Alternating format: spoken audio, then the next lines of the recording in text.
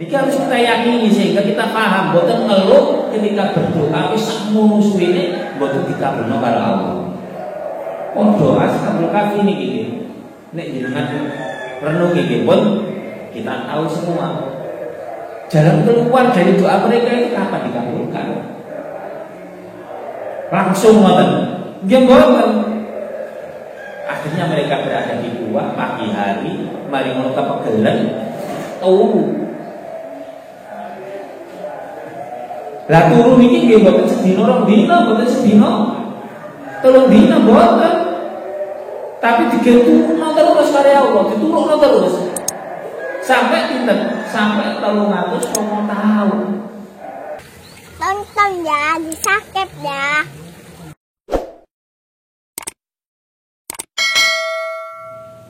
Bismillahirrahmanirrahim.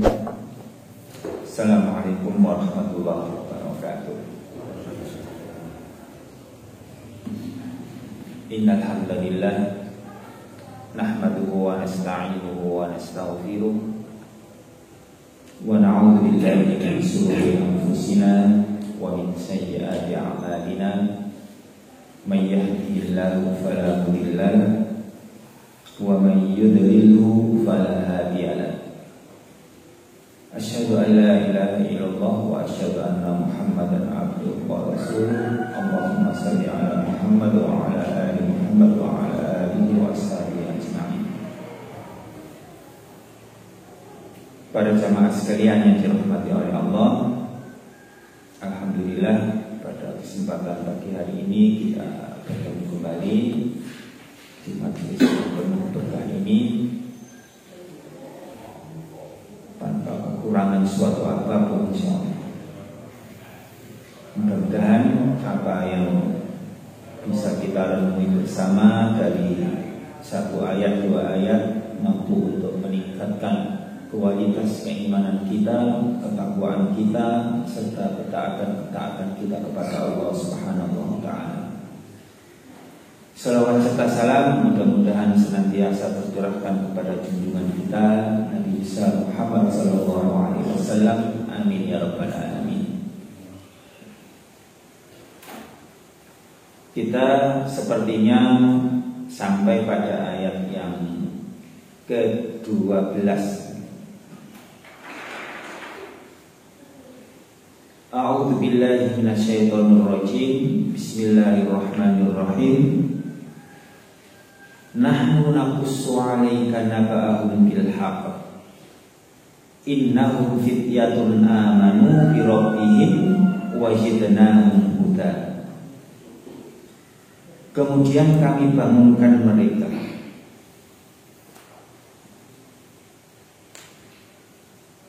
Kami kisahkan kepadamu wahai Muhammad naba'ahum bil haqq, kabar berita tentang mereka. Innahum fityatun amanu, sesungguhnya mereka adalah para pemuda yang beriman kepada Rabb mereka. Wazidnahum huda, dan kami tambahkan petunjuk kepada mereka.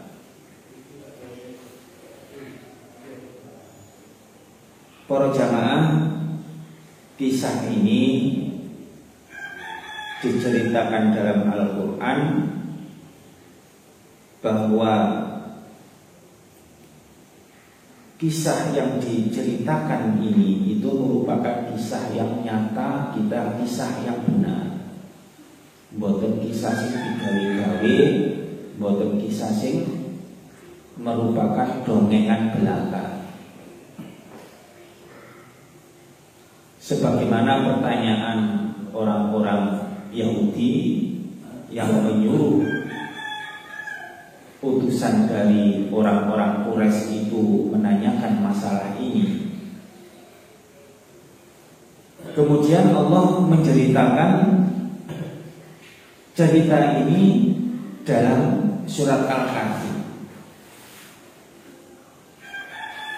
Innahum fityatun amanu, sesungguhnya mereka itu adalah para pemuda. Maksudipun menurut Ibnu Katsir, memang mereka ini yang beriman kepada Allah dan para utusan dengan agama yang benar itu adalah para pemuda. Dan disebutkan secara sejarah begini kok 7 orang pemuda.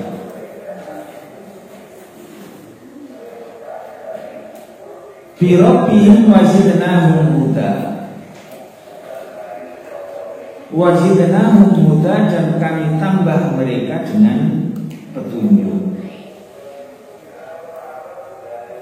Menurut Ibnu Katsir, wazidnahum ini adalah bahwa sesungguhnya iman itu yazidu wa yanqus. Keimanan itu bisa berkurang dan bisa bertambah.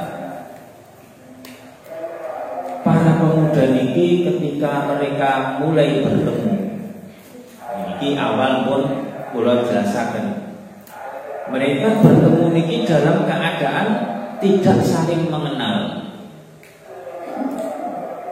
Ada di antara mereka yang masih memiliki tradisi jahiliyah menurut tafsir Ibnu Katsir. Ada yang masih memakai gelang, ada yang memakai anting-anting, ada yang masih memakai adat-adat yang kaitannya dengan adat jahiliyah.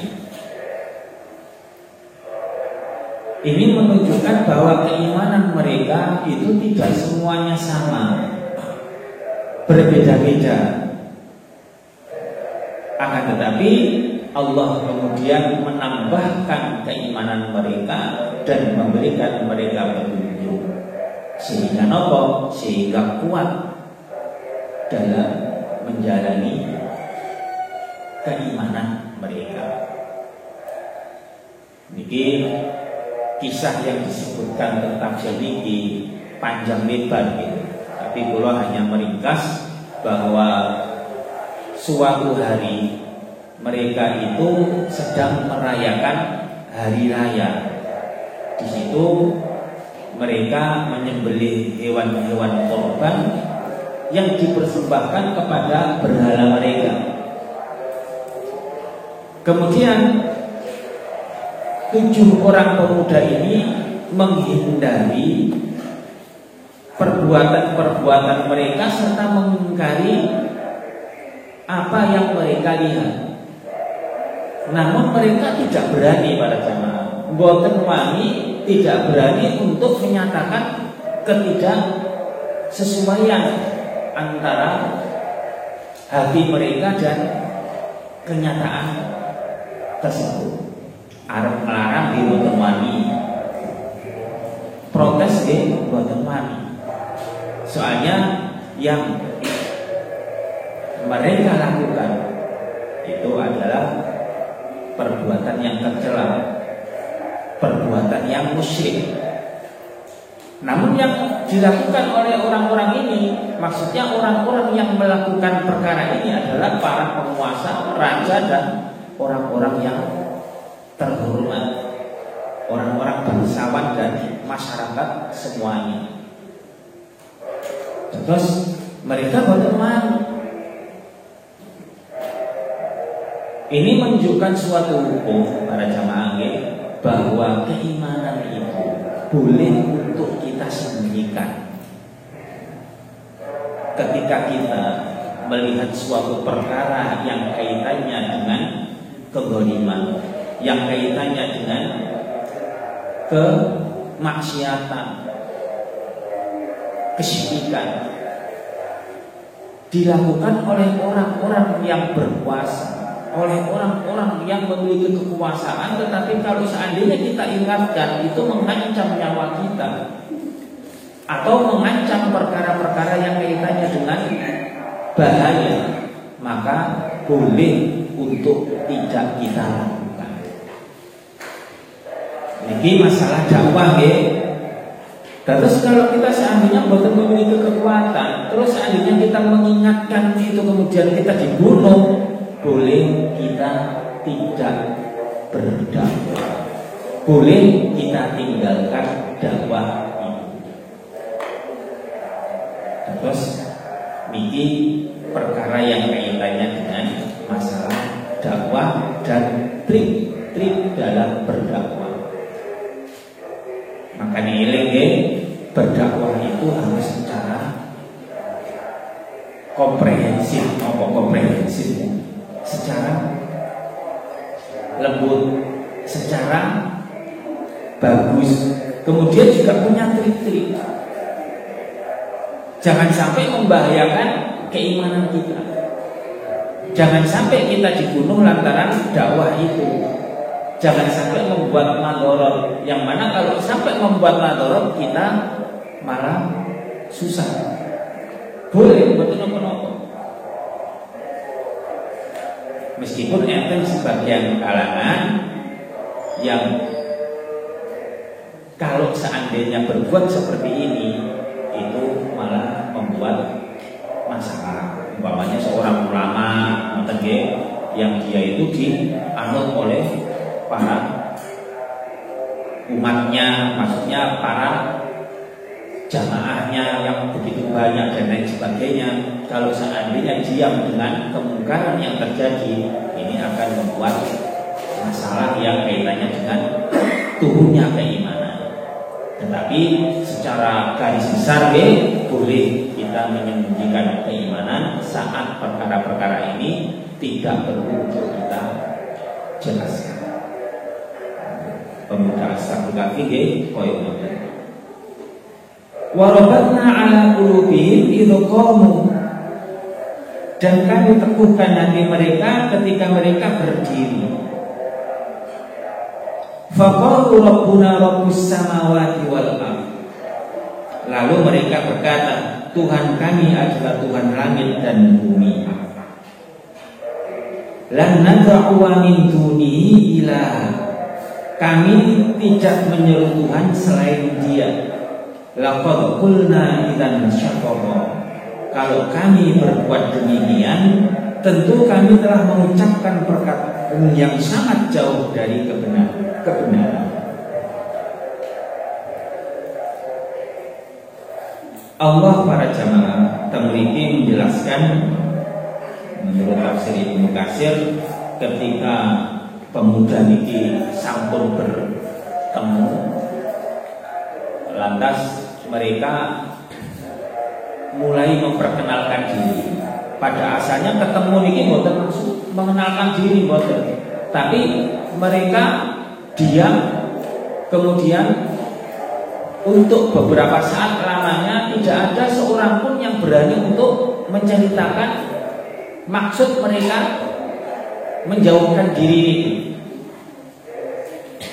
Tetapi beberapa lama kemudian ada di antara para pemuda ini mengungkapkan isi hatinya bahwa saya pergi jauh-jauh dari tempat ini. Maksudnya itu mereka bertemu di tempat tersebut itu adalah karena menghindari perbuatan kaum kita yang tidak menyembah kepada Allah. Dan akhirnya mereka membuka diri. Sampai semuanya memang ternyata mereka bertemu di tempat tersebut memiliki wacana dan hati yang sama. Imam Bukhari itu enten meriwayatkan hadis, rohnya orang-orang mukmin itu berkasih sayang. Maksudnya itu tiang niku nek ruhi berkasih sayang berarti pun saling kenal mengenal, enten rasa sehingga mereka bisa akrab. Tetapi kalau tidak berkasih sayang, artinya roh itu tidak saling mengenal. Mereka orang kafir, kita orang beriman, itu biasanya tidak saling berkasih sayang. Wallahu a'lam. Iki tafsir iki dijelaskan koyo ngoten. Memang gue kadang-kadang dewe niku nek ketemu kalian yang gak kabeh nggih iso cocok. Enten sing cocok, akhirnya dadi kanca sing sehati. Enten sing boten cocok, dicocok-cocok no nggih mendal mawon. Nggih enten ngoten iki. Entah karena kitanya yang sulit bergaul sehingga boten enten tiyang sing cocok, atau memang tidak saling bergaul, saling gak iso bergaul, akhirnya boten enten sing ketemu. Tapi yang pasti jamaah, insya Allah yang mungkin boten wonten. Yang mukmin insya Allah pasti saling berkasih sayang, baik dalam jiwa ataupun dalam raga. Ini dalam satu ikatan, dalam satu ikatan keimanan. Faqalu Rabbuna, kemudian salah seorang di antara mereka berkata, Tuhan kami adalah Tuhan langit dan Tuhan bumi. Kita tidak boleh menyeru selain Allah. Mengingkari maksudnya ini, mengingkari perbuatan kaum mereka yang menjadikan berhala-berhala itu sebagai Tuhan. Ini di masa Kiamus tafsir ini disebutkan. Wajidnahu huda, maaf ya, min dunihi ilaha laqad qulna idzan syaqqa. Jika demikian kami mengucapkan perkataan yang sangat jauh dari kebenaran. Terus Allah itu menguatkan hati para pemuda ini dengan kekuatan yang teguh. Kan enten iman itu gene saiki yo ati. Enten sing separuh, enten sing kuat, enten sing wis mantep. Tapi Allah menguatkan 7 pemuda ini dengan kemantepan yang teguh. Dene iki maksudnya iki 7 pemuda ini niku adalah putra para bangsawan menurut satu riwayat. Anaknya para pembesar-pembesar raja ini. Tentu kehidupan para pemuda ini makmur, sugih, boten kurang napa-napa. Lah dengan keimanannya mereka, kok mereka meninggalkan kemakmuran dan kemewahan hidup mereka? Ini tak berat. Maksudnya apa? Nek boten kuat imame, berat ninggalno kemewahan dan kehidupan dunia ini. Napa mawe sugih, napa mawe boten kurang napa-napa. Hijrah itu bukan perkara sendirian. Soalnya apa? Soalnya meninggalkan halaman. Maksudnya bukan halaman rumah, kampung halaman. Mari ngono ninggalno nopo piwawon sing kaitanane karo milik kita. Nopo mari wis mampir. Ditinggal gledak mboten mawon mari ngono menuju ke daerah yang mboten jelas. Urip ya gak urip, kok mati ya durung karuan mati juga. Engko enak yo kono ta, yo enak, engko nek gak enak terus piye malah terluka-luka. Niku perkara yang berat. Mboten gampang. Tapi Allah mengingatkan 7 pemuda ini supaya mereka tetap teguh dengan keimanannya dan memberikan, maksudnya ini mereka meminta kepada Allah agar dijadikan jalan keluar. Haula'i qaumun attakhadhu min dunihi aliha laula ya'tuna 'alaihim bisultanin bayyin faman adlamu mimman iftara 'ala Allahi kadiba. Mereka itu kaum kami yang telah menjadikan Tuhan-Tuhan disembah selain Allah. Mengapa mereka semua tidak mengungkapkan alasan yang jelas tentang kepercayaan mereka? Maka siapakah yang lebih zalim daripada orang yang mengada-adakan kebohongan terhadap Allah? Ini argumen 7 pemuda yang kaitannya dengan ketuhanan. Maksudnya yang sama akhir, orang nyembah selain Allah, nyembah berhala, patung, nyembah kaitannya kali Tuhan-Tuhan selain itu, hewan, sapi, petek, pohonan, kuburan, bahkan enten nyembah manusia, api, terus nopo kemawon. Niku kepercayaan sing mboten enten dasare. Secara logika ngoten nggih mboten masuk akal. Maksudnya ngoten.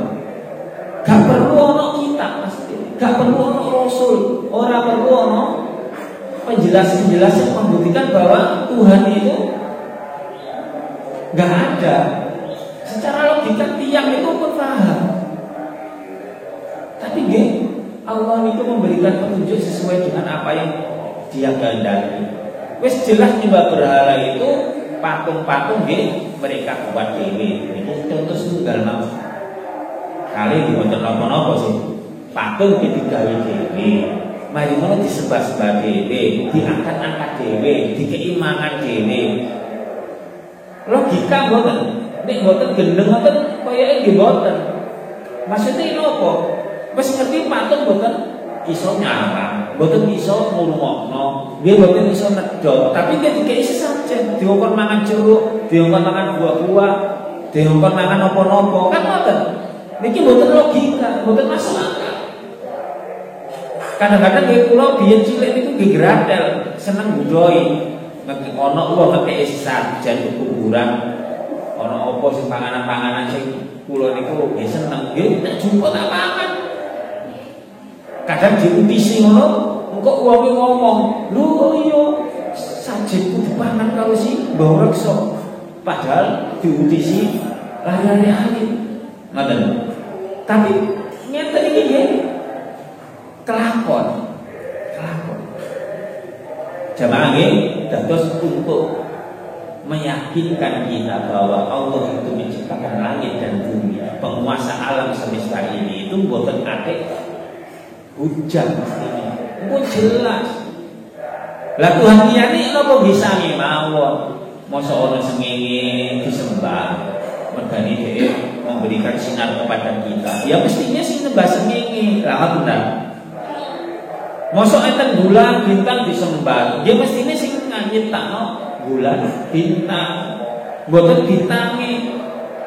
Mosok enten bumi niki disembah. Ya mestinya sing nyiptakno bumi. Seandainya ada yang menciptakan, mestinya yang menciptakan itu yang kita sembah. Mosok dhewe nyembah manungsa, wong manungsa wae yo mesti ono sing gawe, dhewe nggih mboten gawe dhewe. Awake kabeh niku nggih enten sing gawe, sak rambut-rambute nggih gawe gawe. Lah ngene iki kan kok sing gampang. Napa malih Tuhan yang ini wis kalu-kaluan, ono sing dipetenten, katokan tok wae, orang putih dawa. Enten sing didadekno kethek wis katon-katon. Nah, iki jamaah nggih masuk daripada penyimpangan yang melampaui batas. Maksudnya nggih jelas melampaui batas. Luwih teko wong gendeng. Karo wong gendeng gak ngerti apa-apa. Lah yo iso mikir, tapi gak iso mikir nek saliyane Allah itu mboten Tuhan itu nek saged. Padahal wis jelas. Ngoten lho. Jadi kesyirikan itu merupakan bahaya yang sangat besar dan merupakan dosa yang sangat besar. Kenapa? Karena memang jelas meskipun tanpa ada hujah, tanpa ada bukti dari Rasul utusan itu sudah saged kita itu memikirkan perkara ini. Nek mboten saged berarti memang goblok. Ngoten mawon ini. Terus akhirnya nopo surat yang seterusnya ya. Wa ini tazaltuhu ma ya'buduna illallah. Yang ke-16. Dan apabila kamu meninggalkan mereka dan apa yang mereka sembah selain Allah, fa'u ila kafi yansurlakum rabbukum min rahmatihi wa yuhayyi lakum min amrikum mirfaqah. Maka carilah tempat berlindung ke dalam gua itu, niscaya Tuhanmu akan melimpahkan sebagian rahmatnya kepadamu dan menyediakan sesuatu yang berguna bagimu dalam urusanmu. Ibnu Katsir ketika menjelaskan bahwa akhirnya dengan petunjuk Allah para pemuda ini bersepakat untuk tidak kembali kepada kaumnya. Ada yang meriwayatkan ternyata selepas ini pertemuan ini itu para pemuda ini diketahui mereka itu menyembah tidak seperti sesembahan mereka, maksudnya gak koyok sesembahannya nenek moyang mereka, leluhur mereka. Raja dan para pembesarnya serta rakyatnya itu murka 7 pemuda ini. Akhirnya dipaksa kokon balik. Tapi raja memberikan waktu. Sampean tak kei waktu pirang dino. Sampean pikir teman-teman.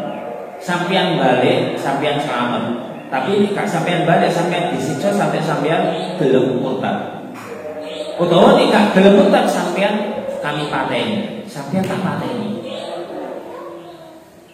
Tidak ada pilihan malih.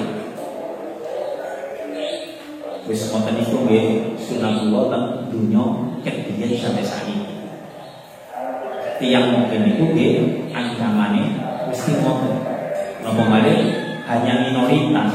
Ya wis genteni. Wis ngoten niku bikin biyen dados jenengan niku wis mboten bisa bingung nek ana wong mukmin kemudian dibunuh, mari ngono diisih, mari ngono kadang-kadang disiksa dan lain sebagainya, itu wis mboten bisa ngumpul. Wis kan biyen niku wis ngoten niku. Sampai saat itu nggih padha mawon. Nek wong mukmin dhewe minoritas wis biasa itu. Sampai gak gelem tak pateni ngoten atau digenosida. Wis itu. Lah terus jalan keluarnya opo? Kadang nggih negara-negara sing minoritas tapi akhirnya digenosida dan hijrah, terlunta-lunta hijrahnya. Meskipun dia cari hijrah nang negeri Muslim, tapi rezimnya yang menolak. Atau alhamdulillah rakyat masyarakat kita sendiri yang menampung mereka secara individu. Ora sing ngopeni juarno ae. Wong sakmono kae niku hijrah umpamane nggih nang Indonesia niate nang Amerika. Mboten niat nang Indonesia, mari ngono terdampar dalam kondisi yang mengenaskan, dalam kondisi uyul-uyulan, dalam kondisi campur baur karuan, dia kurang makan, kurang ngopi, dia harus mati. Mungkin hasil yang, tapi jangan berusaha cium nyali ngadepi si koyoknya tadi, betul usah. Masih kayak biar ke semua tadi ikut.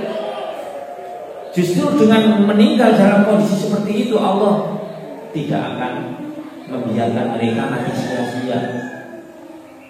Allah boten sare bagi bahasa ngoten nggih. Sing dipateni, sing digorok, sing dirampas hartane niku Allah akan membalas semuanya itu dengan surga. Wis jenengan boten usah sedih didongaaken mawon. Monggo dhewe iki muatak keimanan kita. Dan kita harus bersyukur ternyata kita sekarang ini saat ini tidak seperti kondisi saudara-saudara kita yang seperti ini. Dilema. Memang saat itu memang hijrah itu repot. Tempat tujuan untuk mencari keamanan itu sangat sulit meskipun kita berada di negeri Islam sendiri, mayoritas Islam maksudnya. Mesti ini dibuat wonten nggih, mesti ini buat wonten. Sang penguasai desa rakyat tapi mesti ini buat wonten. Rakyat kita Islam. Mosok wong saudara kita wis jelas-jelas diusir terluka-luka. Yo nggon keimanan mawon lho, apa susahe? Ngoten lho maksudnya. Yo gak kurang napa-napa. Duwe nggih searah ganteng, yo triliunan itu apa sih korupsi. Mosok temen keimanan mukmin sing jelas-jelas diusir, mereka bertahan di sana di partai ini. Kok berat? Ngoten iki keren. Tapi insya Allah kita tidak seperti itu. Kita sebagai orang mukmin, insya Allah kita siap untuk membela saudara-saudara kita. Sami ya, Ashabul Kahfi ini akhirnya mereka memutuskan untuk pindah dari negeri yang penuh dengan kesyirikannya.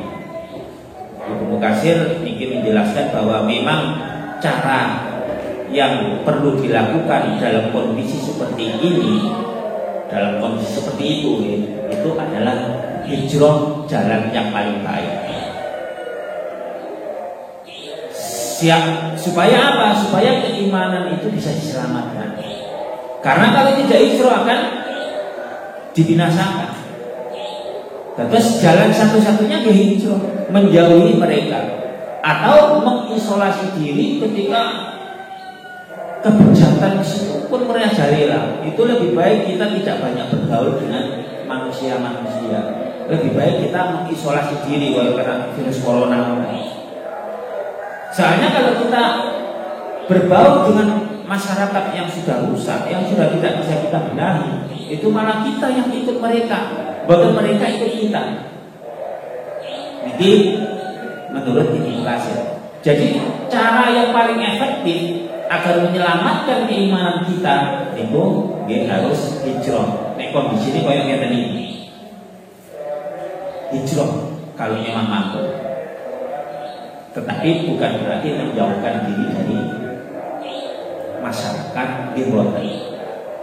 Kita tetap yakin senantiasa memberikan apa-apa yang patut untuk kita serukan. Kalau memang kita memiliki kemampuan dan memiliki keinginan untuk ke arah sana, maksudnya kan bisa dilihat dari sisi maslahatnya gitu. Bebek memperingatkan simpulan.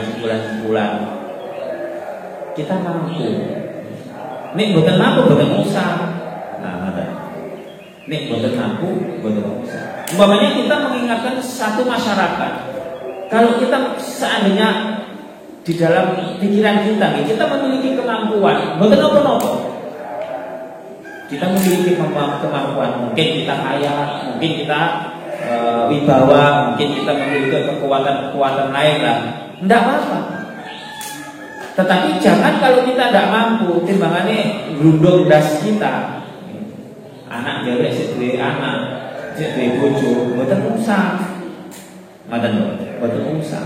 Kok tambah loro kabeh. Nah ini dalam perkara Islam itu memang seperti itu. Jadi dakwah itu punya trik. Boten kok mentang-mentang bener wae dihantam promo mawon.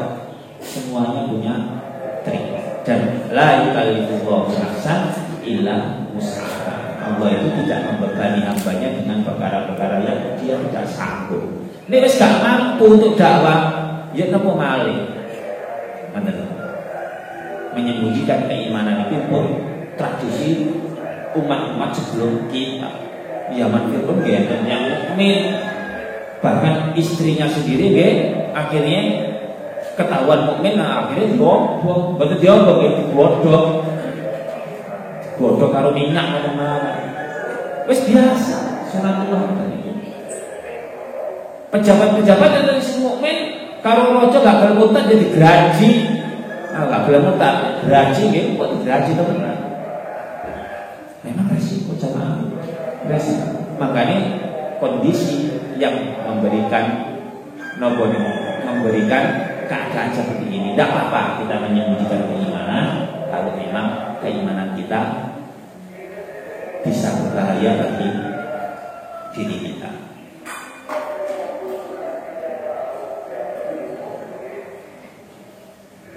Mir rahmatihi wa yuhayyi lakum min amrikum mirfaqa. Kemudian ayat ini,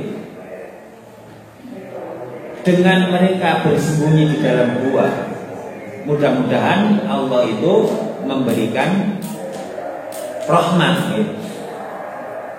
memberikan sebagian rahmatnya kepadamu dan menyediakan sesuatu yang berguna bagimu dalam urusanmu. Ini ayat 16. Arti disebut nyata. Muga-muga dengan kita semua melarikan diri dan bersembunyi di gua ini, itu Allah memberikan kasih sayangnya, memberikan jalan keluar yang Allah kehendaki. Maksudnya apa? Dan memang kita harus yakin nek pancen dhewe iki teguh keimanane, yakin dengan keimanan kita, maka Allah pasti akan memberikan jalan keluar dari masalah-masalah yang kita hadapi. Nopo kemawon masalah yang sedang melanda itu pasti ada jalan keluar. Kalau seandainya kita yakin kepada Allah, mesti ngoten. Terus yakin dhisik seperti ini. Urusan gak masuk akal. Lah ya piye masuk akal sembunyi nak gua. Gak ono panganan, kurang nopo-nopo. Ya nopo masuk akal secara logika dia mboten masuk. Tapi dengan keyakinan yang penuh, keyakinan yang kuat, ayo kita sembunyi di dalam gua dan mohon kepada Allah agar Allah memberikan jalan keluar. Dan ini pun umum berdoa. Terus melayu seret sembunyi bergua. Mari ngono ya konangan. Ente sekarang ini mari ngono ditutup mari sampai mati. Tapi ini penjelasan ya lemah. Yang pasti pemuda Ashabul Kahfi ini memang diketahui sembunyi di situ. Namun Allah memberikan satu kewibawaan. Maksudnya ini gua ini menurut mereka itu adalah gua yang angker, gak ono sing mani marah-marah. Nek marah itu wong-wong merasa wedi. Kadang-kadang enten tempat itu yang kita anggap angker sehingga kita ke situ itu dredeg. Rono itu ya kadang-kadang mengkirik, ya rono itu ya kadang-kadang gak wani. Enten, tapi nek kanggo dhewe, nek mergane rono mergane ono apa iku sendal bolong, ono jin, ono kuntilanak, ya wis ora perlu dikatekno, wis arang-arang ya ngetok ya jan. Tapi kalau kita takutnya nek nak ngoten-ngoten mawon nggih, piyambak niku nggih mboten sepiro garekno. Soal yakin wis ngono iku lho memang yo ono, yo gak masalah. Yo kadang-kadang ganggu yo parang-arang wae, gak ono ae biasa mawon. Tapi memang Allah niki memberikan apa? Kewibawaan di gua ini sehingga orang-orang tidak berani untuk berada di sekitar daerah ini. Lah kemudian biqadarillah doa Ashabul Kahfi ini akhirnya diijabahi, nggih kan? Diijabahi. Tapi ijabahi donga niku nggih gak langsung sak dijanyet monten. Ini yang harus kita jadikan perhatian ya. Kita boleh berdoa kepada Allah, berdoa kepada Allah meminta dari jalan keluar. Itu memang wajib kita. Tapi qadarullah, memang Allah pasti akan memberikan jalan keluar. Namun harus kita pahami tidak mesti harus langsung seketika itu. Ngoten maksudnya. Kadang memiliki proses yang suwe, ngoten. Jenengan donga niku dia mestinya memiliki pemahaman sing koyo ngene iki. Terus donga niku bos ojo kepengin ya Allah, kok gak nang mboten sabar. Kapan ya Allah aku mbok kepengin anak gak duwe wis 20 tahun donga. Ya wis kawin bareng. Nek mboten kawin ya siji malih ya.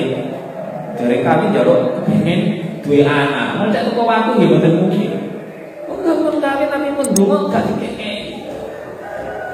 Bahkan seumur hidup, seumur uripe gak dikekeki anak. Lah piye nopo? Panjenengan mboten usah bingung. Wis donga tapi gak dikekeki wis mboten usah bingung. Wis iku resiko dari keyakinan kita. Yakin dengan tetap pasrah nang Allah. Donga jenengan iki sing bareng jenengan iku selamat. Maksud kula ngoten. Tafsir iki nggih ngoten maksudnya. Donga jenengan niku sing dikabulno karo Allah niku sing bareng jenengan niku selamat.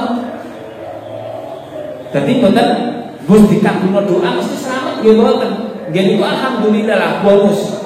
Tapi niat kita berdoa kepada Allah. Memang kita mengajukan kebutuhan dhewe iki ngoten. Di samping kita memang perlu untuk mencari solusi dengan bantuan Allah sehingga kita nopo itu senantiasa bergantung kali Allah. Perkara dikabulno donga niku bonusi. Nek boten dikabulno donga menika bantu akhirat dikei pahala sing jauh lebih baik daripada apa yang kita minta di dunia. Niki harus kita yakini sehingga kita paham boten ngeluh ketika berdoa wis sakmono suwene boten dikabulno karo Allah. Doa Ashabul Kahfi niki nek jenengan renung iki pun kita tahu semua jalan keluar dari doa mereka itu kapan dikabulkan. Langsung ngoten. Nggih mboten. Akhirnya mereka berada di gua pagi hari, mari ngono kepegelen. Lah turu niki nggih mboten sedina rong dina, mboten sedina. Telung dina mboten. Tapi digeturno terus karo Allah, diturunno terus. Sampai pinten? Sampai 309 tahun. Diturunno lho iki mboten dimatikan. Beda kalau dimatikan itu berarti kisahnya seperti Nabi yang dimatikan 100 tahun. Korbannya itu orang ini mboten iki ditidurkan. Kalau ditidurkan itu berarti tubuhnya mboten rusak, napa-napa ini mboten rusak. Sampai anjing yang nunggu nduk ngarepe gua niku mboten rusak. Lah iki kekuasaan Allah, qadarullah. Turu sakmono suwene abad demi abad tapi tubuhnya tidak rusak. Makanya teng ayat seterusnya nggih sampai ayat 20 niki kula mboten maca sampai teng ayat 20 Allah mencabut pendengaran mereka dicabut, perasaan mereka dicabut, tapi dibiarkan mata itu terbuka biar kena angin. Menurut tafsir Kasir ya, dibuka biar kena angin karena nek tertutup itu bisa membusuk. Ini secara ilmu ya, tafsir ini pun enten penelitian ini, jadi buatan kira. Kemudian dibulak balik menurut penjelasan sains ya, selain itu nek tubuh itu dibiarkan tidur tanpa bolak balik itu akan membuat rusak dalam punggungnya. Kakek turu kan ngoten dijalnoan, tetapi Allah membolak balikkan, kadang dibulak balik ini, kadang dibalik balik ini, kan itu dijelaskan. Kemudian gua yang ditempati untuk tidur selama itu juga ada cahaya matahari yang setiap pagi itu masuk dan ketika berada di barat itu juga masuk. Itu pun dijelaskan bahwa agar menjaga tubuh mereka tidak hangus, tidak nopo lah pokoknya ngoten. Sing pasti kalau seandainya gua itu menghadap matahari bisa kepanasan dan bisa terbakar karena panasnya. Tapi boten menghadap ke arah matahari, tetapi menurut riwayat termiki itu menghadap sebelah utara, di mana matahari masuk pagi dan sore sehingga kelembapan terjaga. Kemudian tubuh 7 pemuda ini juga bisa terus-menerus dalam kondisi seperti sedia kala. Ini secara ilmu dia diteliti, tetapi masih yang ngeten-ngeten dia boten mungkin, boten qadarullah. Mau setiang 350 tahun, 350 tahun boten mangan, mari manusia urip, ya boten mungkin kan. Tapi ini adalah kekuasaan Allah, tetapi ilmu pengetahuan menyelidiki masalah-masalah ini. Ya qadarullah akhirnya Allah membangunkan mereka, mengijabahi doa mereka selepas abad demi abad, selepas raja berganti dan sampailah pada raja yang beriman kepada Allah, raja yang adil, raja yang memenuhi kriteria sebagai raja yang nomor sekali.